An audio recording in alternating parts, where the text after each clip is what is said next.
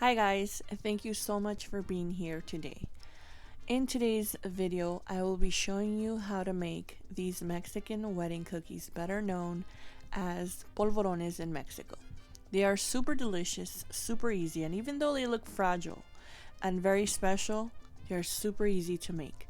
So grab your pen and your paper and take some notes. We're gonna make cookies today. You're gonna need 4.5 cups of flour, okay? It has to be all-purpose flour. I'm using the Market Pantry brand from Target.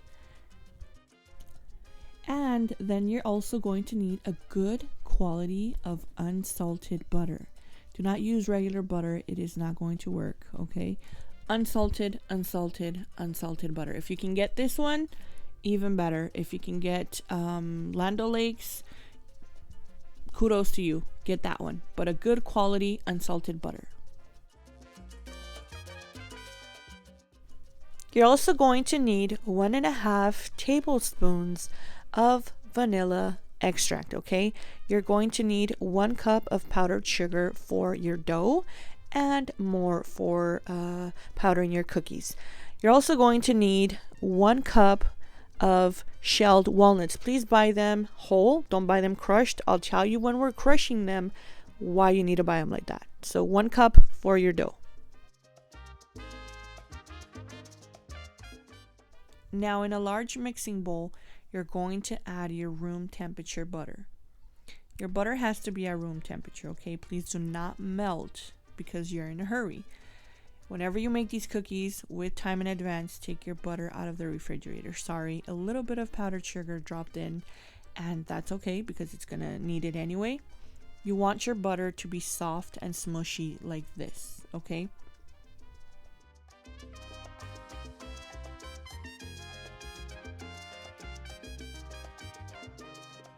Once your butter blocks have been completely whipped up like you see here, you're gonna add your liquid. So we're gonna go ahead and add that 1.5 tablespoons of vanilla extract and mix with the butter.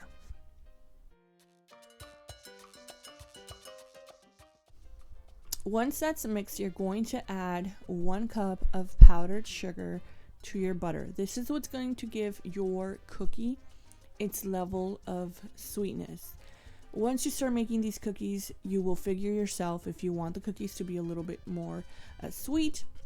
However, I don't add too much because again, they are coated in powdered sugar again. So go ahead and mix that until it's completely incorporated into the butter. And once your butter is smooth like this, that you've blended in the vanilla and your powdered sugar, you're going to add your 4.5 cups of flour, okay? Step by step, ingredient by ingredient.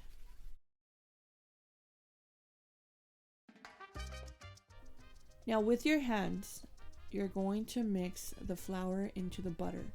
The warmth of your hands is going to help soften the butter up a little bit more, and it's going to blend perfectly and smoothly. There is different phases in the texture of the dough that will let you know if it's ready or not. As you guys can see, my hands still get very sticky. It's still stuck on the surface of the actual mixing bowl. That means we have to keep mixing.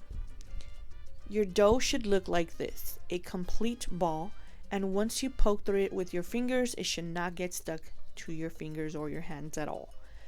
Now it is ready.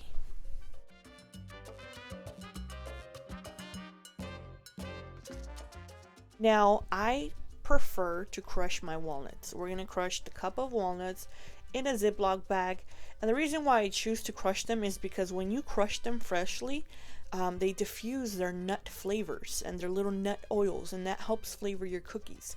So please make sure you buy your walnuts whole and crush them at home. I like my walnuts to be a little bit bigger on my cookies, so I don't mind bigger chunks. Once you're done with the texture or consistency of walnuts that you personally like, then you're going to add that to your dough. You're going to go ahead and add your walnuts.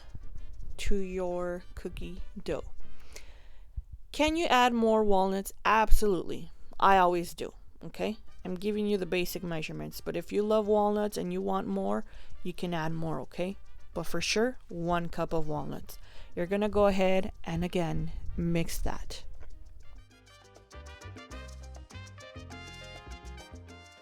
There is no better tool than your hands. You're transmitting the love, your energy into your food. Now your dough is ready and you can start to make your cookies.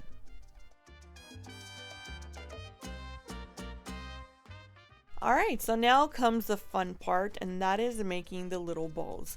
Remember, these cookies are made out of butter, so it's very important that your hands are warm so they don't crumble or fall apart, because if that does happen to you in your hands while you're trying to make the little ball, that means the butter, the cookie dough is still a little on the colder side. So use the warmth of your hand to fully mold the little ball and start placing them on your cookie sheet. I'm going to give you a quick story time of how I started making, where I got the idea from, how did they become a tradition in my home, in our house, in our family. About 16 years ago, my aunt, my mom's sister, brought these to us from Mexico. She gave us the recipe, and it's been something that we have made ever since, every fall and winter for the holidays. Unfortunately, this year my mom lost her sister, 2022, in May, and my aunt is no longer with us. And every time I make these cookies, it reminds me of her, brings back memories. It's a very nostalgic for me, but overall I'm happy that I'm able to share this recipe with you guys through this video. Alright, then we're gonna go ahead and turn on our oven. You're going to set your oven for 275 degrees. Your cookies are going to go in the oven at 275 degrees for 25 minutes, okay?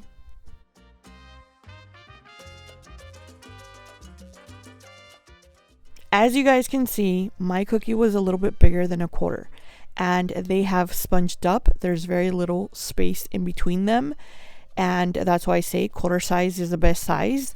You're going to know when your cookies are done when they look golden brown, okay? I'm checking them and I'm going to show you in a second. This is the color that you want, a golden brown color. And that's it. Your cookies are done. Once your cookies are done baking, you're going to put them to the side, okay?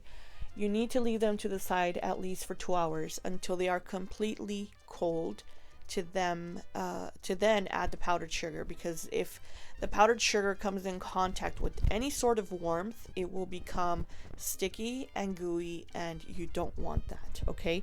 So completely let them get cold.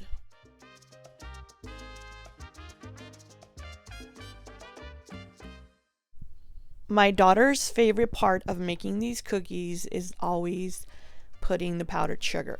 So what I do is I get a large piece of aluminum foil.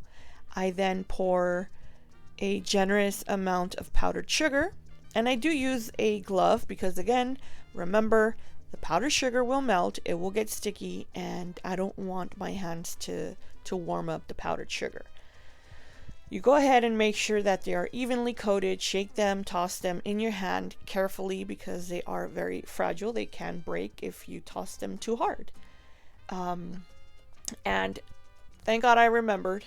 I don't want to forget. Keep them in a cool place. If possible, you can throw them in the fridge, because if it's in the cooler, warmer days, the powdered sugar will get melted, and again, they will get sticky.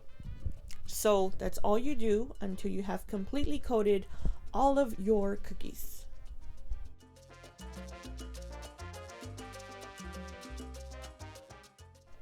This is the first batch of cookies that came out, so you're ready to set them aside.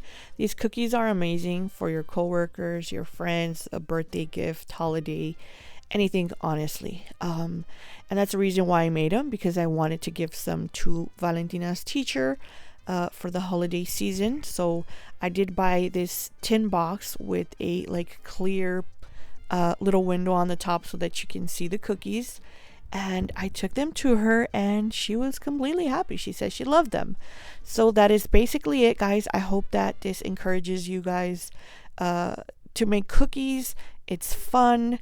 The more little hands you have, the faster you will finish. Thank you guys so much for watching. I hope you enjoyed this video. Let me know in the comment section if you like these cookies, if you have tried them before, and we will chat in the comment section. Don't forget to subscribe and like the video. Bye!